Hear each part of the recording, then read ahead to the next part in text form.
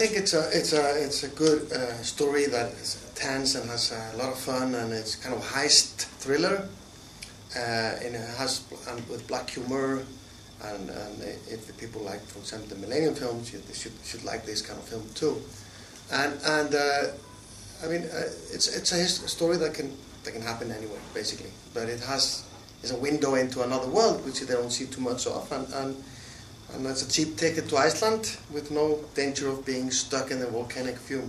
You know, some of them we could shoot in the harbor while they were loading off the boats, because the boat is like a train that goes circles, it never stops, unless to put the containers on and off, and they have new crew coming and and taking it on.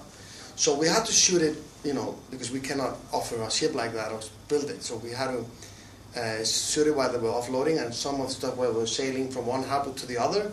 And then, for example, when it comes into the Rotterdam harbor, we had to go out on boats and go into the ship in the middle of the night and get cameras ready and shoot it when it comes in, and do everything. It was crazy, but it was really. It also puts, you cannot fail, you cannot make a mistake. You have to just go deliver, and I think it gives everyone a special energy. And I remember one time we were going with the crew from from the middle of the sea. That was that was when they had the helicopters coming in Iceland, when he's coming back to Iceland. We had to go on the boat. I'm running with the telephone and all that, and we had to go. It was very bad weather, and we were from a little boat, and we were climbing up like stairs made out of rope with the cameras, and it was like, what's going to happen is somebody's going to fall here. We're jumping from boat to boat. So it was actually quite exciting. It was my choice. I really like him. I think he's fantastic for it. I think he is like the character a little bit. He has a dark past, did a little crime in the Marky Mark, time, was a rapper, and now he wants to be a family man and a good guy, but I think he still loves probably to go do a little partying.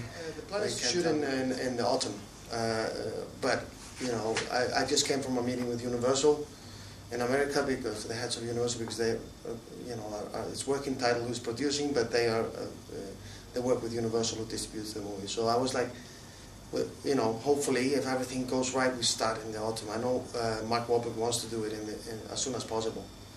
So he wants it to be his next film. And where will you do it? In New Orleans and Panama. That's the plan, because Mississippi goes through New Orleans and it's the gate all the way up to Chicago, where most of the smuggling on container ships is happening. Which is very interesting, because it's real, very real there. So we create a new scenery, but it's just as authentic and real. A lot, actually. It's the first time somebody asked this question, so I'm really happy with it. As a director, I know both how I want the actors to work and how I want them to behave in a way.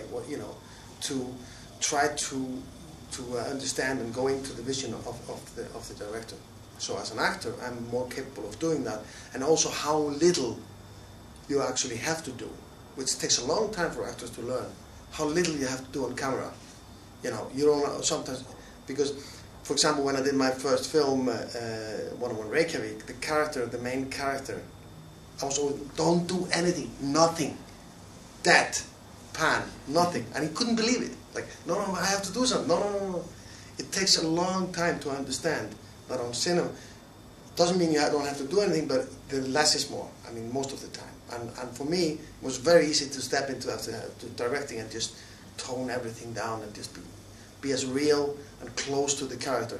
And search the character from within, not outside. Don't think about him as someone else.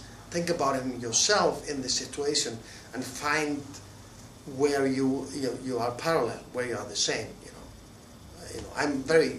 There's a lot of parallels to me to this character, though I'm from the outside world, I'm totally different.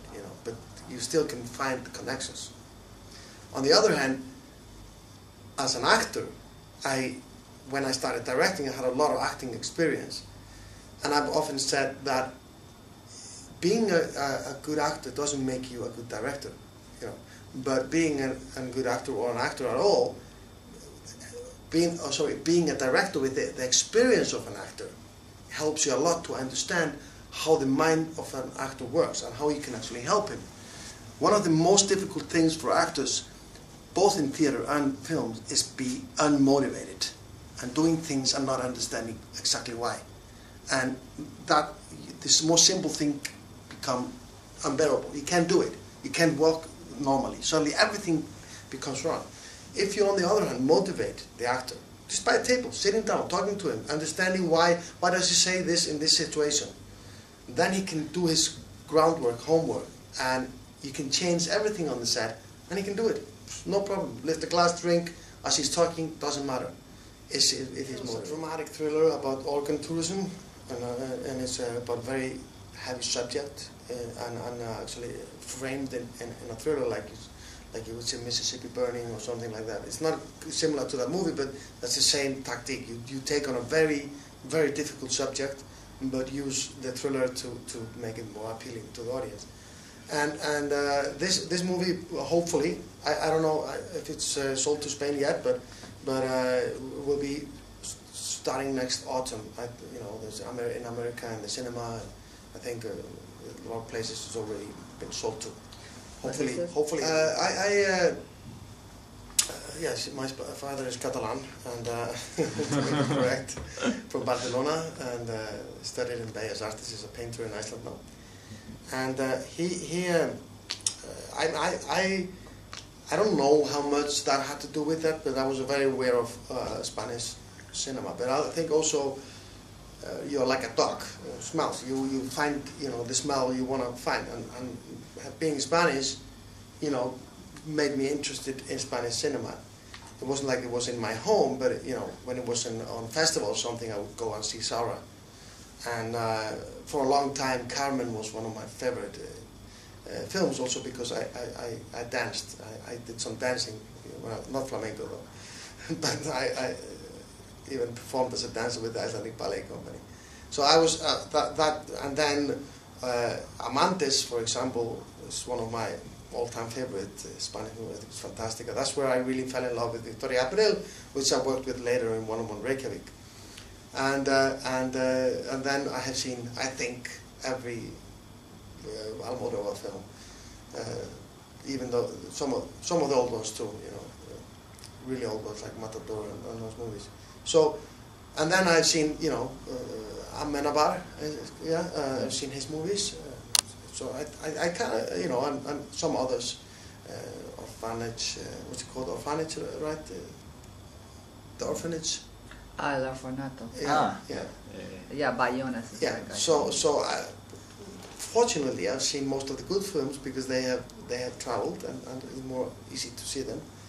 And I think especially now, Spanish cinema is in a very interesting place, more interesting than most of Europe, more interesting than France, I think, for example. They have managed to make interesting films, but for the main public, popular at the same time.